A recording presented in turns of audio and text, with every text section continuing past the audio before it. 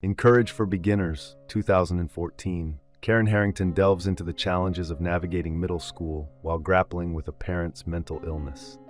The story follows Mysti Murphy, a seventh grader learning to grow more independent as she faces various struggles that are tough but not insurmountable.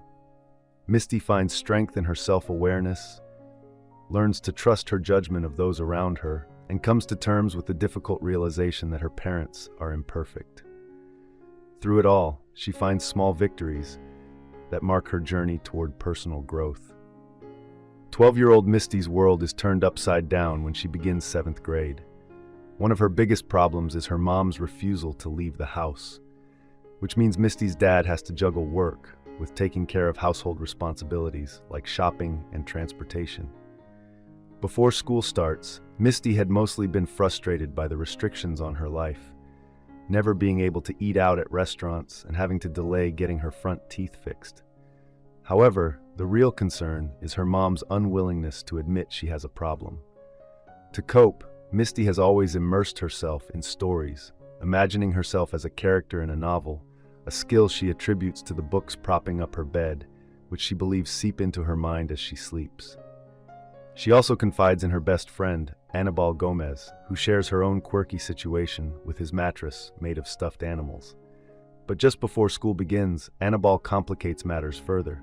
He reveals that he wants to conduct a social experiment to impress the popular cheerleader Sandy Showalter by pretending to be a hipster, a persona that requires him to act mean toward Mysti at school. Mysti, though hurt, agrees to go along with it, finding solace in Anibal's texts at night, where he reassures her that their friendship is intact and everything is just for show. Things seem bearable until Mysti faces a third, devastating problem. Her dad falls from a tree, injures his brain, and falls into a coma. Due to her mom's condition, Mysti and her younger sister are initially unable to visit him at the hospital. When they finally do, with the help of a neighbor, they are relieved to find that he has emerged from the coma. But it's clear that his recovery will take months. Mysti now has to juggle schoolwork while caring for herself and her younger sister, all while keeping her family's secret, her mom's condition, hidden from everyone. As the days go by, the pantry in Mysti's house begins to run low, and she does her best to stretch what little food they have left, relying on vegetables from their garden. However, it's only a matter of time before those run out. Mysti knows she'll have to go grocery shopping, but she's terrified of doing it alone. At school, Mysti has to rebuild her social life, which means eating lunch on Loser Island, a table where all the misfits and outcasts gather. It's there that she befriends Wayne, a quiet boy, and Rama Khan, an aspiring doctor. Rama, disgusted by Ani's cruel behavior, encourages Mysti to stand up for herself. Then one day, Mysti's favorite fall event arrives, a hot air balloon demonstration. While watching the balloons float by, Mysti spots one with the Tom Thumb grocery store logo. When she waves to the pilot, he drops a few pieces of paper that turn out to be $5 off coupons. Mysti takes it as a sign, and with a burst of courage, she decides to go to the store on her own. What begins as a one-time trip quickly becomes a regular part of her routine. After one of her shopping trips just before Thanksgiving, Mysti gets caught in a torrential downpour. Struggling with heavy bags, an umbrella, and wearing a bright orange raincoat to stay visible to drivers, she's splashed by a passing car. To her horror, the moment is captured by Ani, who was in the car that drenched her.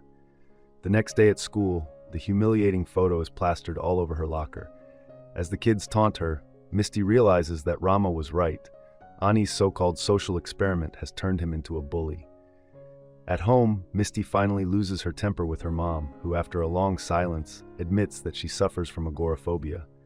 The revelation is a turning point for Mysti, who feels a sense of relief in hearing her mom acknowledge the problem. Encouraged by this, Mysti decides to confront Ani. She challenges him to a bet. Whoever gets a text from Sandy Showalter first wins, and either way, the social experiment will be over.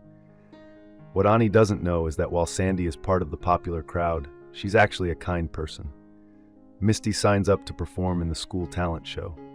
After days of practice, the big day arrives. Rama plays a beautiful violin piece, and then it's Mysti's turn.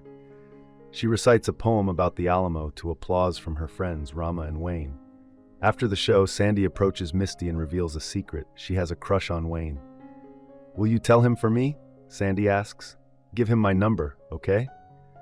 She texts Mysti her number, and in that moment, Mysti wins the bet with Ani, proving that she's taken back control of her life. I hope you enjoyed this video. Leave a like if you did, and be sure to subscribe. Thank you.